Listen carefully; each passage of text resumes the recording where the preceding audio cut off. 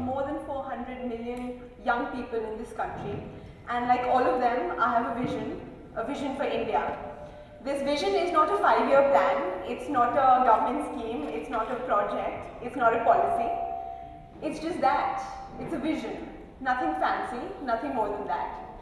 So when I was thinking about what I wanted to speak to you all today, I thought to myself that I wasn't doing justice to this platform. I wasn't doing justice to the theme, to the ideas of Rex.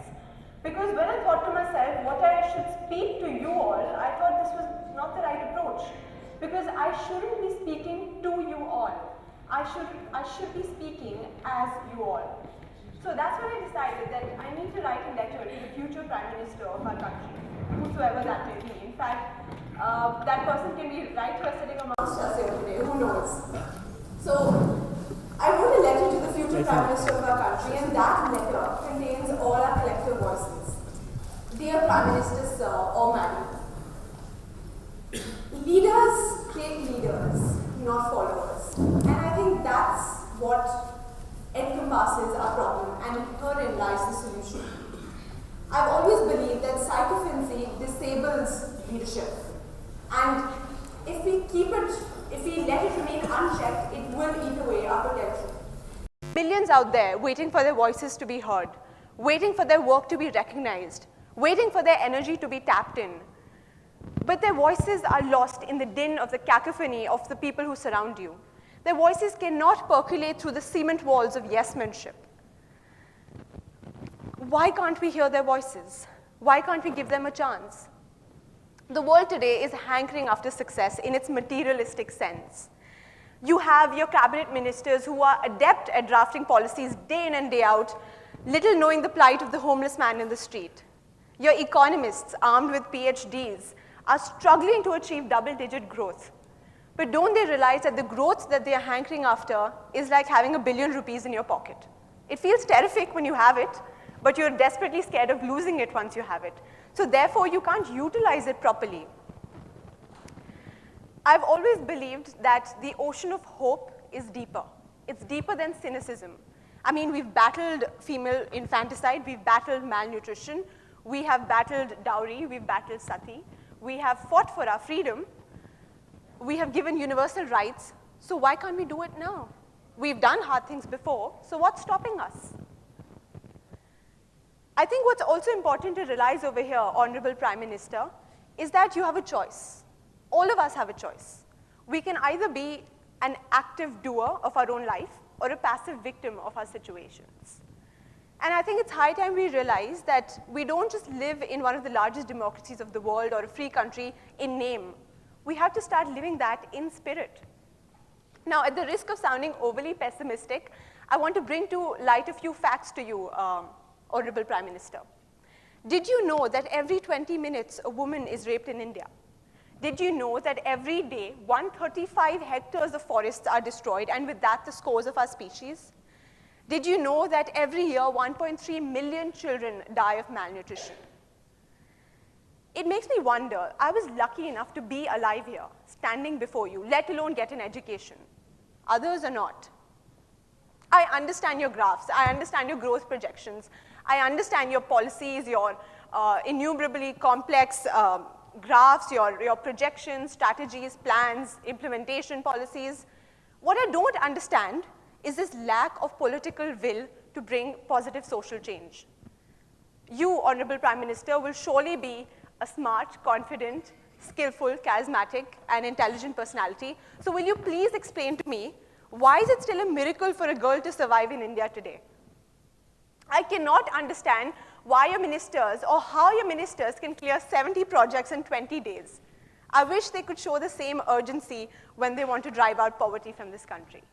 I do not understand why your officials are scuffled away to other agencies at the beck and call of someone when they stand up to corruption or red tape. I do not understand why we have to cower before nations when we should stand proud and defensive and tall of our own country.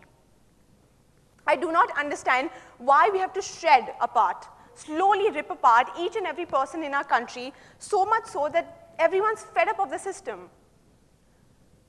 Please answer my questions, Honorable Prime Minister, because these questions are relevant to our future. And it's important for you to realize this, Because the engines of growth require that all of us be empowered. They require enablement of everyone, not just someone. Honorable Prime Minister, there's an incident that I have to share with you that happened with me a few days ago. I was attending one of the conferences and the summits, and I had the opportunity to speak to one of the officials over there, and this is how the sequence of events folded.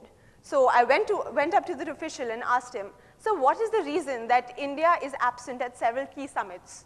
For example, the one that was held in London a few months ago on illegal wildlife crime.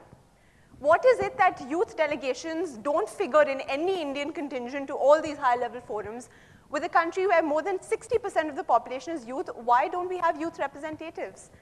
Please give us the chance to speak out what we want to. And Honorable Prime Minister, this is what your official tells me. He says, अगर तुम कहोगे कि हम तुम्हें चांद पे भेज दें, तो क्या हम भेज देंगे? And I was shocked, Honorable Prime Minister. I didn't know what to say.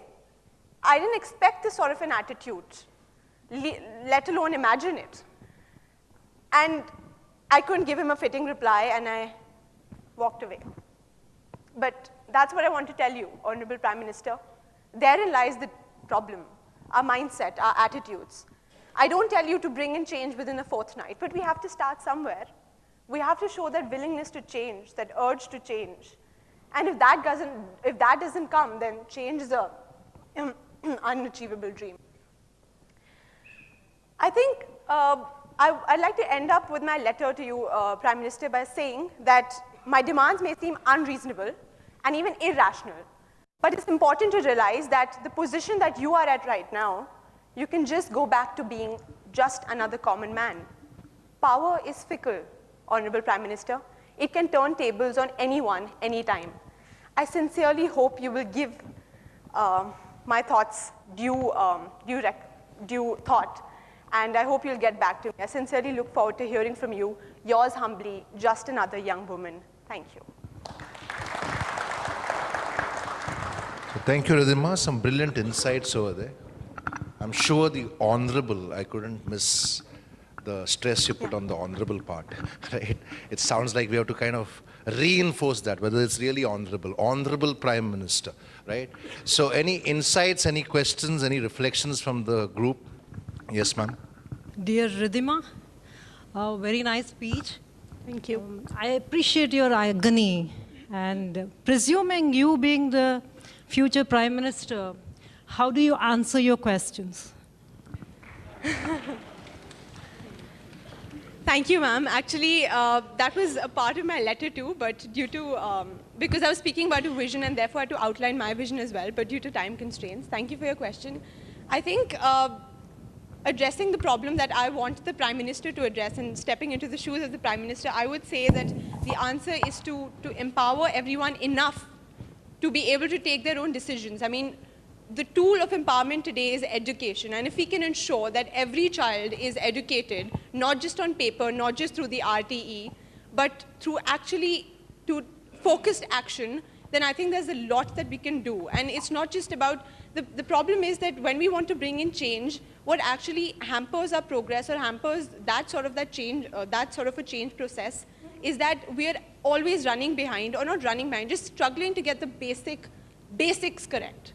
I mean, we're still stuck on the basics, the water, the homes, our clothes, our family. I think when that is taken care of, we will be able to have a vision that will be a vision for the nation. So I think getting the basics right, ensuring that everyone gets the basics, then we can move on to the next level. Thank you, Shyamalaji, and thank you, Ridhima. So Ridhima has some answers. I was wondering whether she would be like Arvind Kejriwal, right? So, okay, raise the issues but no solutions. Yeah, tell us, Gaurish, you'll have to go on to the microphone. Hi, Ridhima. Hi. My name is Gaurish Naik, and my question to you is, what is the biggest challenge, according to you, the Prime Minister will be facing, and how will able to solve the problem? Biggest challenge for what? Sorry, pardon me? For So what is the biggest challenge the future Prime Minister will have? the biggest challenge is to sort of play a balancing act.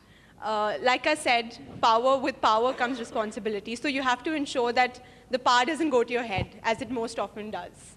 So I think that's a very important role for a prime minister. You have to ensure that you respect the position, not, if you don't want to respect the person, at least respect the position of a prime minister, respect the jobs of the prime minister, and do that balancing act in your head that you are answerable to a nation and accordingly take action.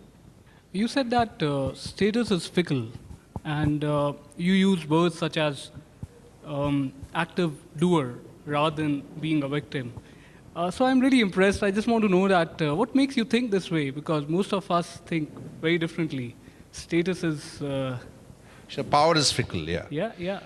So you want to answer that? Yeah. Okay, actually the thing is, since I was like 10 or 12 years old, I've been doing stuff. I mean, I've been a part of conferences and all, but without naming those conferences, I want to say that most of it is just rhetoric. So you have to be able to understand that you don't just come, speak, and go back home. You have to do it. So therefore, the doer part comes in. Okay, well, that's great. Okay, thank you. What's the point of power if you cannot do things which are required for the society? Right? That's the whole idea. Okay? Yeah. Ridhima, hi, my name is Abha Banerjee. Lovely thoughts there. And I hope to see you someday as the Prime Minister. And, So that we can pose the questions to her. yes, no, we'll have a good Prime Minister who actually goes out and does things. Right. You know, so given the situation, okay, Ridhima, my question to you is because you're still very young and I'm probably double your age. And we've gone through a lot of experience seeing why things are not happening. So if I were to put that question to you, that is when I look at the youth, do I see a sense of expectation and dependence there? Or do I see somebody who says, fine, there is a given outside factor sitting over there, which I can probably not control. But what can I do within myself? So is it something that through your speech, I sort of heard a little bit of expectation and dependence there. Is it something that you meant or have I heard it wrong? All right. Thank you for your question, ma'am. I just want to make this clear that as a youth or as a young person, I have no demands. It's not a demand that I have that you do it. It's not an obligation that our leaders are supposed to do for us. And I'm not one of those people who sit back and bang their heads and feel regretful and guilty that I didn't do enough because I have to do enough. It's after all my job. But yeah, I would say I do have expectations. I have expectations that the Prime Minister who takes office in the next few years will be answerable to us. I mean, he or she will not just be taking office for the sake of taking office. I want to hear something from the Prime Minister. Can they just answer our questions? Can they just be more answerable, be more interactive with us? That's what I want. Okay, thank you. Ridhima, do you think you need to reframe your question? Is it to the Prime Minister or to the party president? Who is the Prime Minister? We have seen in the past few years. What is the power of the That's a trick question. No answers allowed. No, I do have an answer. I'm talking to the future Prime Minister, so I hope the party president position will be redundant by that time. Okay. So, Thank you. My problem with, I know Jerisa for quite decent time when I've attended his talks. Again, I would come back to one thing. Don't you think you are ending off like an next Kejriwal? He talks, he does nothing. And the problem is that today, if you want development, the youth that you want to represent, today the entire youth who has access to media, Facebook, Twitter, they only talk, they don't do nothing. Why don't you go back? Why don't you walk in the ground zero? Why don't you create a backgroround and prove yourself that, okay, I am a youth, I can do. Today, I am a young guy, I belong to area which, let's say Andhra Orissa border, which is quite Naxal affected, backward areas. I'm working, I'm an entrepreneur here, I'm a management graduate. But we have worked for 55,000 people. And I say people like me and people who have worked in the ground zero should be given rather than people who only talk on FB, Twitter or like Kejriwal. They should be kicked out and people with a background, with experience should be given. That's my thing. Okay, sir. Thank you, Tumula. Though you kind of echo my sentiments, we'll take it over there. And you want to answer that? I think so. Answered very well. I mean, I agree with you. Yeah. I agree with you. So it's not about, Kennedy, you'll have to save your questions for lunchtime, but it's not about armchair activism, and I'm sure that Ridhima is going to go ahead and prove herself. She's already doing a lot, and those were the thoughts which are posed. It's not to any one person, it's to any person who occupies that office which has been given to him to serve the country, not to rule the country. That's very important to understand. Thank you so much. Put your hands together, a big hand for Ridhima. Ridhima. That's